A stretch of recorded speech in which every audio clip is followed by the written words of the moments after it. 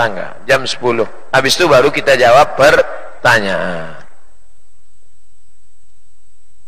Assalamualaikum Ustaz. Waalaikumsalam warahmatullahi wabarakatuh. Maaf sebelumnya saya terjebak. Ada pula main jebak-jebak. Saya terjebak dalam dosa LGBT, lesbi, gay, biseksual, transgender.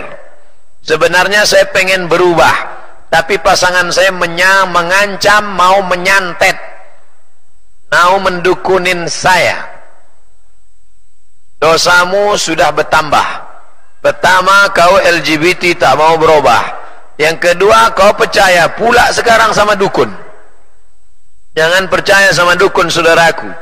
Ini pasangan LGBT-mu ini kau lepaskan. LGBT setan umat Nabi Lut, berhenti. Kalau dia tetap mengancam, nih Pak Kapolsek ada. Habis acara ini jumpai saya, biasa kenalkan sama Pak Kapolsek. Macam-macam dia, kita habisin.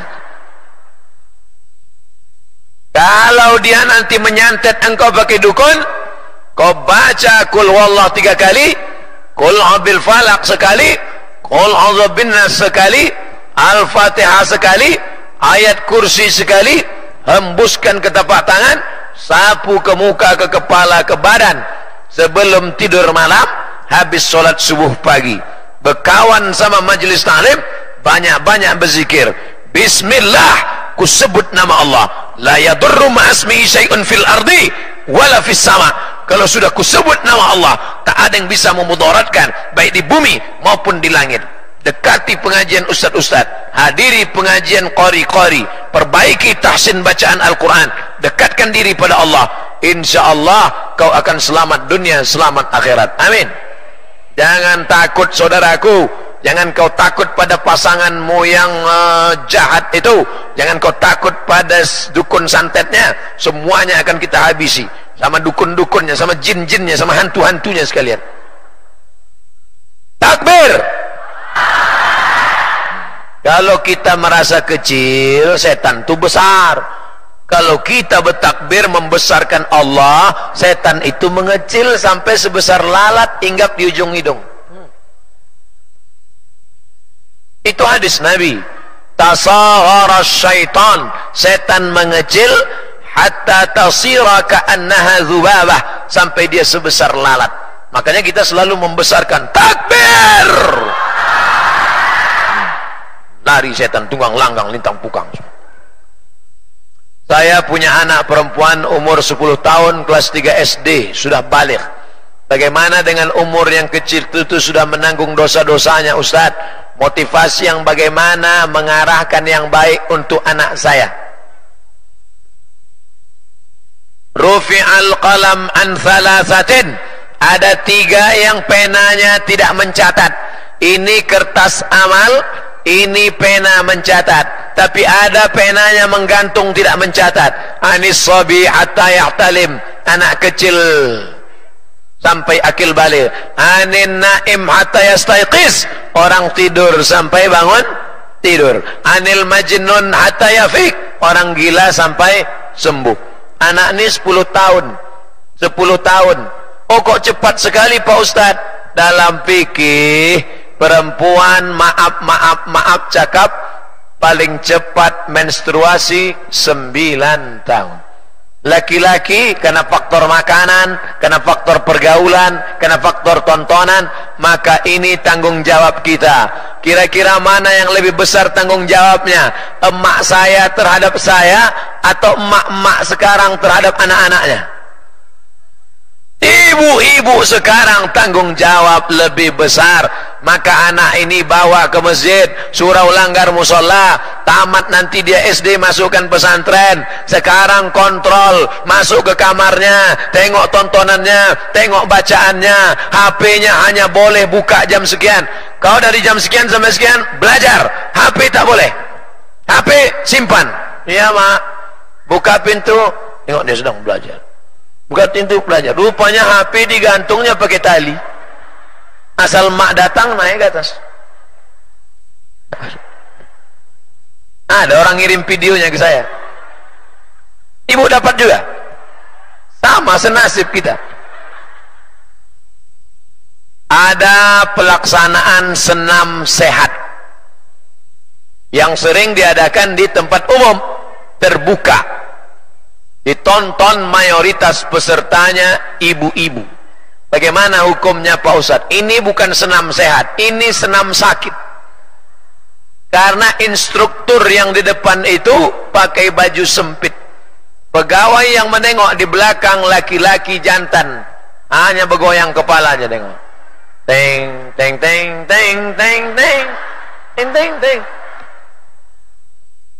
Makin senam makin sakit, badan sakit, utak sakit. Menengok instruktur senam meleleh air liur, menengok bini meleleh air mata. Hai kepala dinas, hai pejabat-pejabat kantor, perlu kusampaikan pada kalian semua, bawalah instruktur senam laki-laki untuk laki-laki, perempuan untuk perempuan, pakai training menutup aurat, bajunya longgar. Berapa lama kau jadi pejabat? Kau akan dituntut di hadapan Allah SWT. Sudah kusampaikan ya Allah. Nanti kalau ditanya di padang mahsyar, kenapa kau kepala dinas, kepala badan, kepala kantor membiarkan pegawai matanya liar menengok instruktur senam? Karena Ustadz Somad tak pernah nyampaikan. Sudah kusampaikan. Potong nanti videonya pendek, like and share, kirim ke kepala dinas, kepala kantor. Ustadz tak takut kalau mereka tersinggung marah. Apa ditakutkan? Marah dia sama saya, tak apa-apa. Nanti kalau Ustadz tak diundangnya ceramah, saya masih penuh sampai 2020.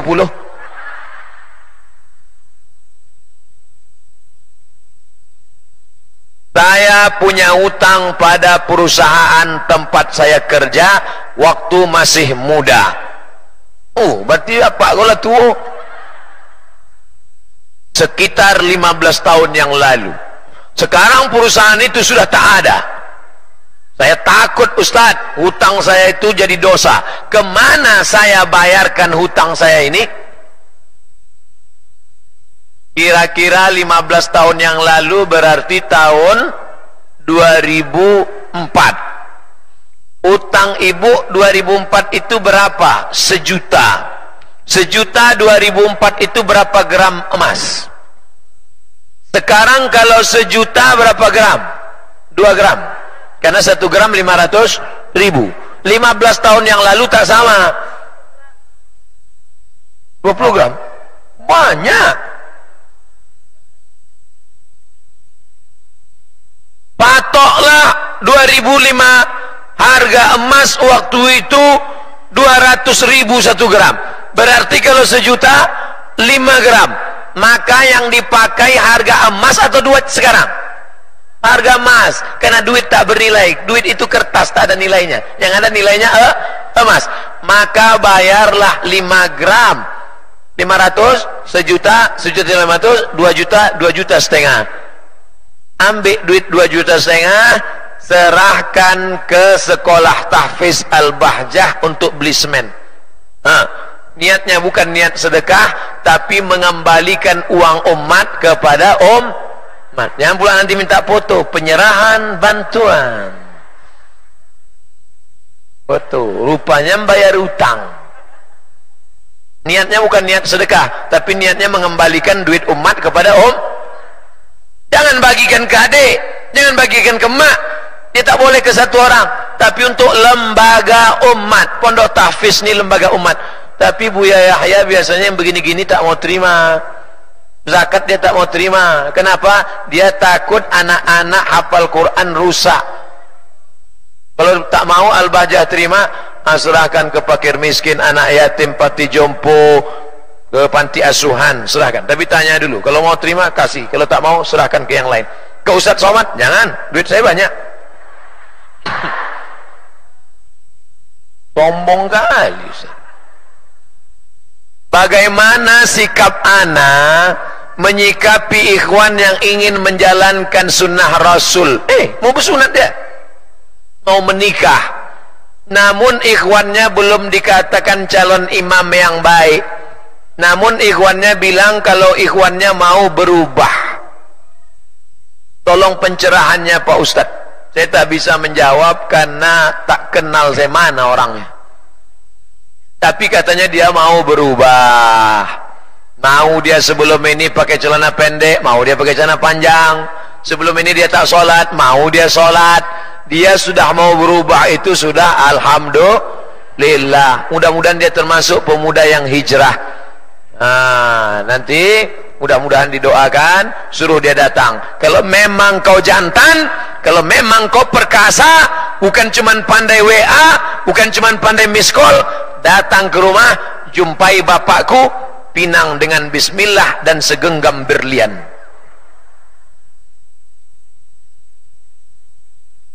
Ustadz, saya dulu pernah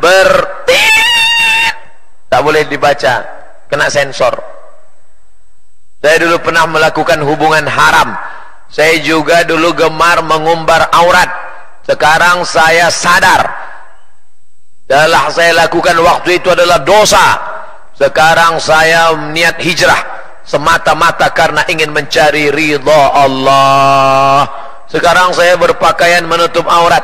Tapi mengapa mereka memandang saya masih buruk di mata mereka, Pak Ustadz? Apakah Allah akan mengampuni saya? Innallaha la yaghfiru ayyushraka bihi. Allah tak mengampunkan dosa syirik. Wa yaghfiru ma duna dzalika liman yasha. Allah mengampunkan dosa selain daripada itu. Dosa hubungan tak baik, dosa membuka aurat, Allah mengampunkan dosamu saudariku, saudaraku. Adapun omongan orang yang tak berhenti, alah jilbabnya pencitraan, alah pura-pura aja, alah kepala bertutup hati berbulu. Jangan pedulikan. Anjing menggonggong kapilah. Jangan terlalu banyak mementingkan cakap orang sampai lupa pada tujuan. Engkau mau kemana? Mau ke Masjid Agung Batam. Kau mau kemana? Mau pengajian Al-Bahjah. Karena sibuk memikirkan cakap orang sampai habis pengajian baru sampai. Udah jam 10.30 baru sampai. Orang udah pulang.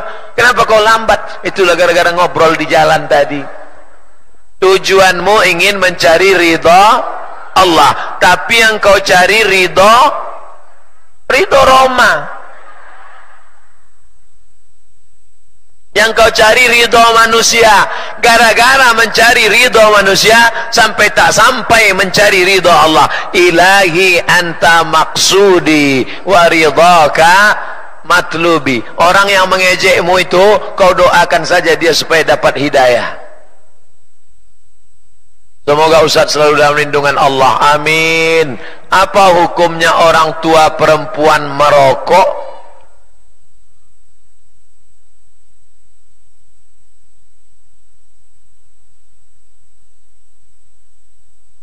Merokok itu hukumnya kata Mufti Saudi Arabia haram. Kata Mufti Mesir Syekh Ali Jum'ah haram. Kata Muhammadiyah haram. Kata Majelis Ulama Indonesia haram bagi ibu hamil, ibu menyusui, orang tua renta khawatir mati pas sedang menarik mati. Bagi anak kecil. Adapun bagi orang yang sehat tak sampai haram tapi makruh. Hukumnya dua, yang satu mengatakan haram, satu mengatakan makruh. Nah, ibu tua mak kau tadi merokok, dia masuk kemana ini? Mungkin dia makruh. Mak, kenapa mak merokok? Macam makan jengkol aja nih, gitu dia. Bau mak, aku makan tembakau, kau makan petai, adik beradiknya itu, kata dia.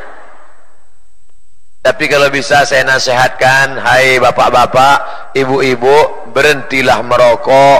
Duitnya itu disimpan bisa untuk kurban, bisa untuk, saya kan menyediakan lapangan kerja Pak Ustadz. Kalau saya tak merokok, berapa pegawai pabrik rokok yang berhenti? Tapi mudaratnya juga luar biasa. Dulu di bungkus rokok itu tertulis rokok dapat menyebabkan impotensi, guguran kehamilan, dan penyakit. Dulu gitu lembut, sekarang berubah, rokok membunuhmu. Nanti kalau tak berhenti juga keluar tulisan baru, mampuslah kau. Dulu tak ada gambar-gambar, sekarang ada gambar kanker bibir. Takut. Nah, rokok dapat menyebabkan impotensi, keguguran kehamilan. Kok kenapa merokok? Tengok tulisan, rokok dapat. Ustadz, yang menyebabkan penyakit itu kalau rokok dapat, kalau rokok beli tidak. Pandai pula dia menjawab. Anak saya yang bungsu belum nikah. Putri saya itu mohon didoakan oleh Ustadz Somad, karena dia tak dapat hadir di sini. Semoga jodohnya cepat. Tidak cuma anak ibu, semua yang gadis-gadis yang lajang-lajang kita doakan supaya jodohnya cepat. Banyak.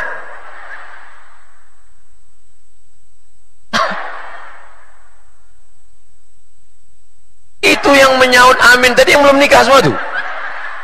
Oh, banyak. Banyak Pak, sementara kita sedikit ini.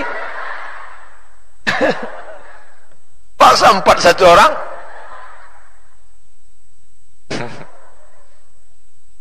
Assalamualaikum wawa. Wow 2 biji. Tak boleh disingkat-singkat. Ini bukan bahasa Indonesia. Yang boleh disingkat itu Assalamualaikum WRWB. Kalau bahasa Arab Assalamualaikum warahmatullahi wabarakatuh. Muhammad SAW tak boleh. Kalau huruf Latin ya, bahasa Arab Muhammad Sod tak boleh. Sallallahu alaihi, karena tulisan itu juga zikir, doa, dan sholawat. Nih, Assalamualaikum wawa. Apalah salahnya tulis warahmatullahi wabarakatuh.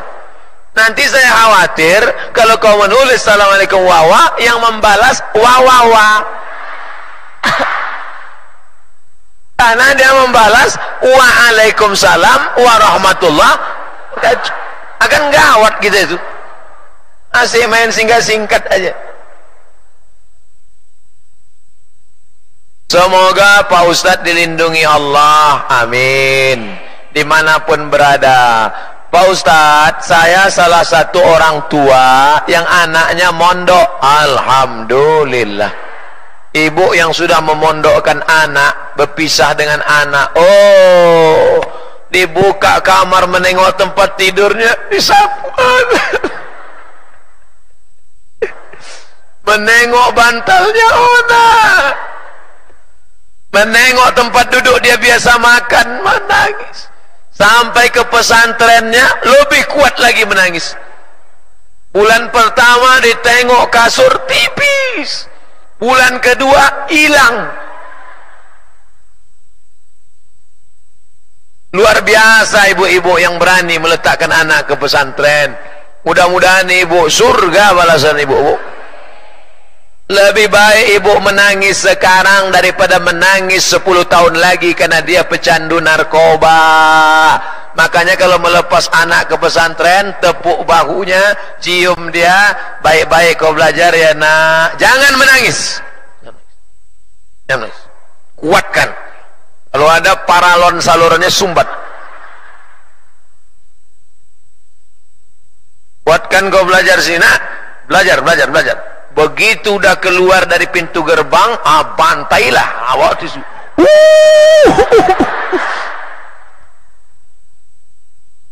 Jangan dilepas anak dengan tetesan air. 4 tahun saya di Kairo, 2 tahun di Maroko. Pekak telinga saya ini, tak pernah mak saya bilang rindu. Sekali pun tak pernah dia bilang aku rindu sama kau nak, tak pernah. Setelah pulang baru saya tanya, mak, aku 4 tahun di Kairo, 2 tahun di Maroko, kenapa mak tak pernah bilang rindu? Kalau ku bilang rindu, kau balik. Aku ingin kau tegar menjadi anak laki-laki.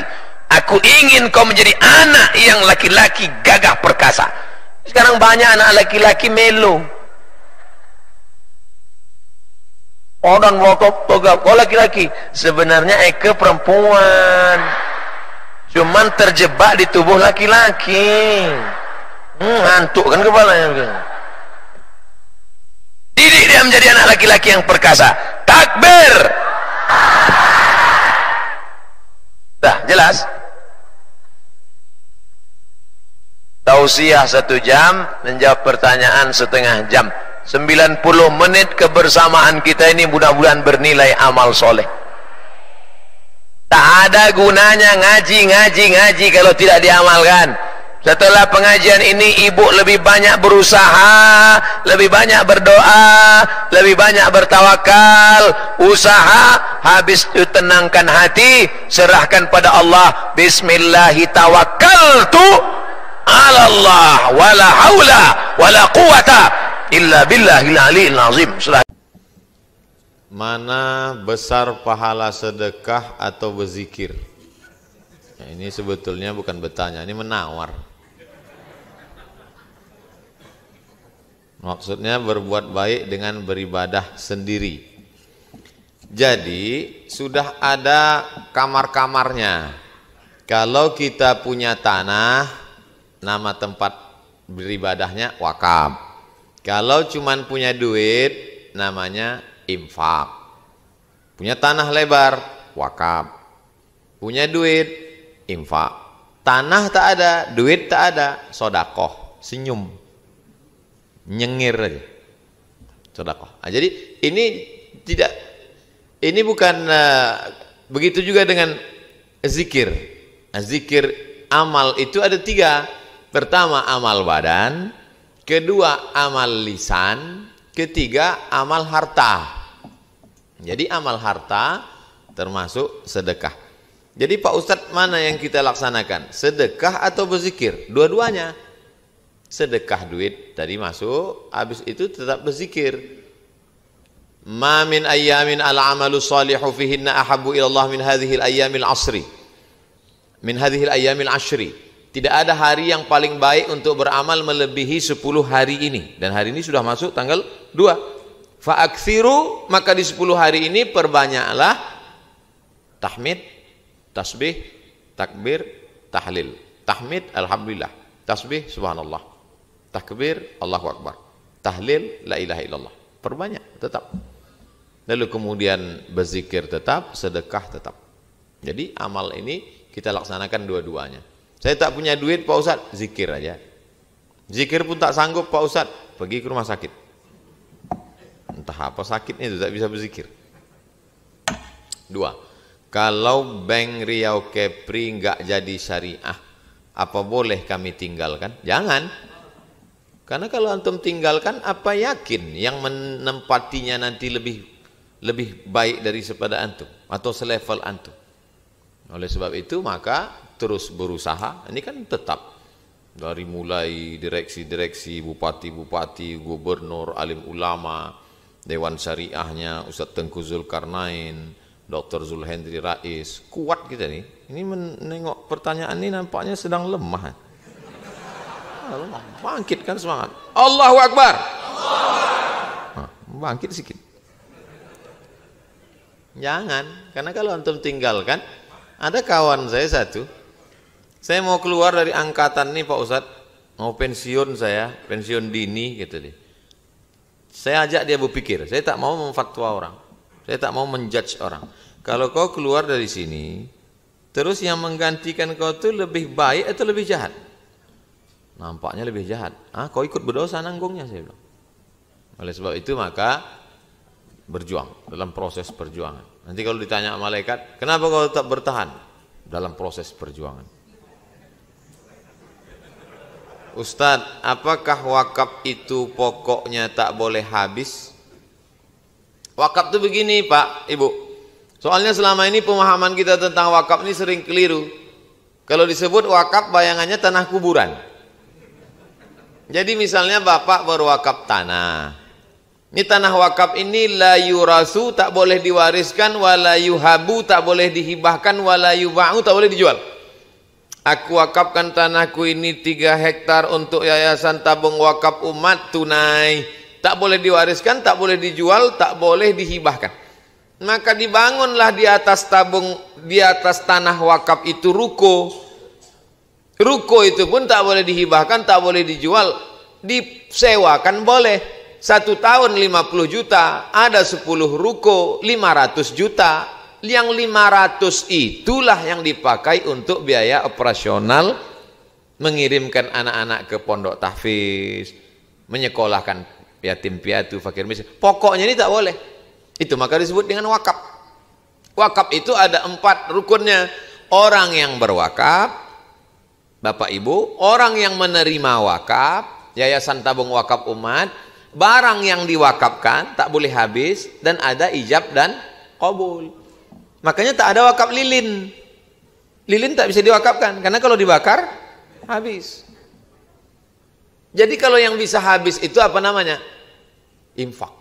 Infak itu materi, benda. Tak bisa infak sodakoh. Senyum itu sodakoh, bukan infak. Tak ada orang wakaf. Tadi disebut Ustadz tadi wakaf subscribe itu wakaf tanda kutip. Itu namanya wakaf new normal. Jadi begitu Bu, Bapak, tentang pokok wakaf. Yang berputar tuh keuntungannya saja. Nah, mantap. Bagaimana tips menjadi istiqomah dalam berhijrah? Balik dari sini nanti, pulang kantor jam berapa? Jam 5. Jangan langsung pulang, putar dulu ke rumah sakit Arifin Ahmad. Masuk ke ruang cuci darah. Kalau security-nya nanya, keluarkan rekaman MP3 saya ini. Mau jumpai siapa, Bu? Bapak, ada keluarga pasien? Enggak, disuruh Ustaz Somad saya ke ruang cuci darah. Mau menengok bagaimana kita baru mensyukuri nikmat sehat setelah nengok orang sakit atau sakit. Barulah kita bersyukur nikmat sehat. Oleh sebab itu tak perlu kita sakit menengok orang sakit. Idza marida fa'udhu, kalau ada orang sakit tengok. Saya dalam sebulan itu saya usahakan sekali, 2-3 kali. Makanya kalau ada SMS, Ustadz si fulan sakit di ruang ICU, saya datang menengok supaya istiqomah. Yang kedua, idza mata, kalau ada orang meninggal fa'udhu, kunjungi dia. Nengok orang meninggal itu istiqomah kita. Saya dalam sebulan ini 2 kawan saya meninggal. Satu angkatan, sama-sama kuliah, sama-sama berangkat ke Mesir, sama-sama kuliah di IAIN 96, meninggal umurnya lebih muda pula dari saya, badannya lebih gemuk pula dari saya, lebih sehat lagi. Kalau ditanya lah dokter, gambar saya dengan mereka siapa yang dulu mati, mungkin saya, kata dokter. Tapi karena doa-doa dari jamaah Bang Rio Kepri, belum mati lagi. Nah, oleh sebab itu maka tengok orang sakit, tengok orang mati, turun ke liang lahat, antarkan ke bawah. Nah, itu luar biasa efeknya pada diri. Saya pernah turun ke bawah meletakkan jenazah, memiringkan ke arah kiblat, meletakkan bongkahan tanah itu di belakang biar supaya jangan berbaring. Nah, itu luar biasa. Yang belum mencoba, coba. Ibu-ibu yang suka shopping, ke kubur agak 3 kali sehari. Insya Allah berkurang. Tak percaya, coba. Bagaimana cara menyikapi orang yang mengatakan bank syariah itu tak syariah, masih ada ribanya? Bank muamalah itu masih menginduk ke BI. Makanya ini proses menuju syariah. Proses untuk merubah jadi bank konvensional ke syariah aja 2 tahun. Menuju murni syariah berpuluh tahun. Sampai akhirnya. Jadi kita berada dalam proses itu. Kalau tidak kita mulai, siapa yang memulai? Sedangkan bebuih mulut berceramah menyampaikan bank syariah, bank syariah, bank syariah. Baru bank syariah Islamic Bank ini baru 6%, 94%. Oleh sebab itu ini ada 2 yang perlu, support pemerintah, kepedulian masyarakat. Ustadz itu bisa membangkitkan kepedulian masyarakat lewat tausiah, pengajian. Jangan hiraukan. Orang macam-macam mengejek bank syariah. Apa tuh bank syariah? Bedanya cuma pegawainya pakai jilbab aja. sekejam-kejamnya Ibu Tiri lebih kejam bank syariah. Ada pula ngomong gitu. La ilaha illallah Muhammad Rasulullah. Kita berperan. Andai saya mati bank syariah belum terwujud, orang Indonesia belum mengerti, saya lepas tanggung jawab kalau ditanya Allah Ta'ala. Udah kau sampaikan Abdul Somad? Sudah ya Allah. Saat dibakarnya Nabi Ibrahim alaihissalam, ada seekor burung cuman membawa 2 tetes 3 tetes air. Apalah gunanya burung kau cuman bawa, burung pipit membawa setetes 2 tetes air di paruhnya. Mana mungkin padam api Ibrahim dibakar itu, kata burung pipit. Aku tidak berpikir untuk memadamkannya, tapi paling tidak kalau ditanya Allah, aku sudah berbuat. Saya tak ada kuasa, tapi paling tidak sudah berbuat. Dibully, dicaci maki tentang bank syariah, tentang membangkitkan ekonomi umat, belanja di warung tetangga. Mesti kita lakukan. Menurut Ustadz, mau ceramah ke sana ke sini badan capek, apa motivasi yang paling atas dari sehingga Ustadz mau berdakwah begini? Waktu almarhumah mak saya meninggal, saya turun ke liang lahat itu. Waktu saya turun ke bawah itulah saya merasakan sesuatu bahwa hidup ini tak ada gunanya, tak ada rasanya lagi. Sudah sama aja rasanya. Dulu saya kalau ceramah dekat bupati, dekat wali kota itu, sekarang nih mau bupati, mau wali kota, mau RT, udah rata aja manusia. Dulu kalau saya dijemput naik Alphard, dijemput itu ada. Sekarang nih mau naik sampan, mau naik ojek, sama aja semua. Nah, jadi saya pikir hidup ini, dulu saya berpikir saya hidup sampai 63 tahun. Berarti saya ada kesempatan 20 tahun lagi. Setelah beberapa kawan-kawan saya ini yang lebih muda-muda nih meninggal, jadi kalau begitu sebetulnya aku ini juga udah mati. Karena standar 63 itu kan saya sendiri yang buat, karena ikut Nabi. Jadi sebetulnya saya ini sudah mati. Saya sebetulnya sudah mati sebelum kawan saya itu mati. Lalu aku masih hidup hari ini, berarti Allah masih suruh aku beramal. Itu aja prinsip saya.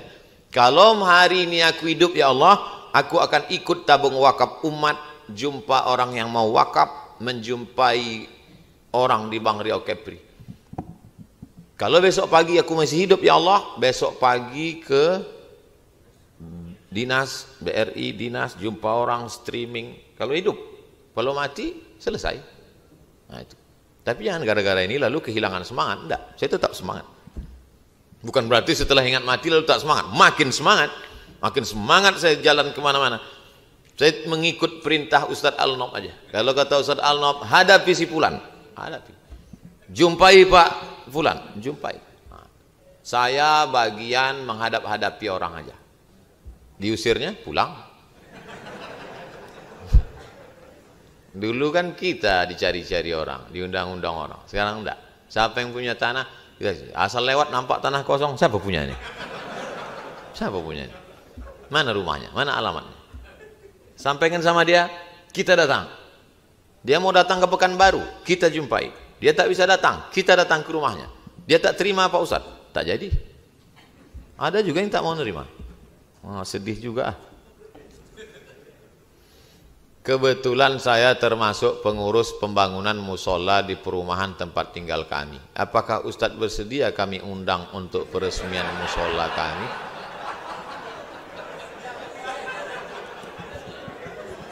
Mengapa saya tidak ada jadwal pengajian padahal saya ada di Pekanbaru? Pertama, tak terelakkan orang ramai datang. Kedua, masjid tak bisa pakai protokol. Tapi kalau saya syaratnya nih di kantor dinas, kantor wali kota, di bank yang bisa protokol pakai tembak kening, hand sanitizer. Masjid mohon maaf beribu maaf, tak bisa. Tapi nanti kalau habis COVID-19 nih, takutnya datang pula COVID-20.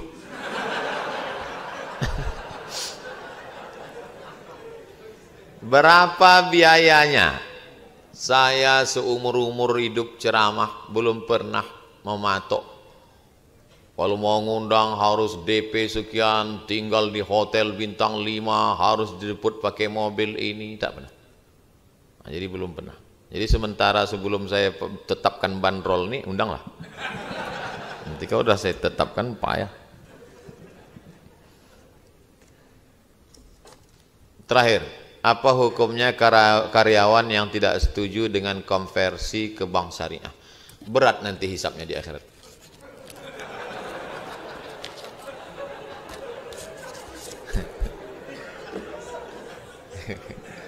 Itu aja. Berat nanti hisapnya di akhirat. Saya tak bilang halal, haram, makruh, mubah. Mudah ingatnya. Potong video pendek. Potong, masukkan like and share. Masukkan. Ustaz, apa hukumnya orang yang tak setuju dengan konversi ke bank syariah? Berat hukum kau di akhirat nanti. Tak percaya, tengok aja nanti. Yakin akhirat itu ada? Yakin? Yakin bahwa kita akan mati menghadap Allah? Tengok nanti. Yang tak percaya, saya yakin bahwa saya akan mati. Saya yakin bahwa saya akan hidup lagi menghadap Allah. Dan kita tengok sama-sama nanti yang tak setuju dan tak setuju. Nanti di hadapan Allah kita jumpa. Marah Pak Ustaz? Tidak, memang gitu gayanya.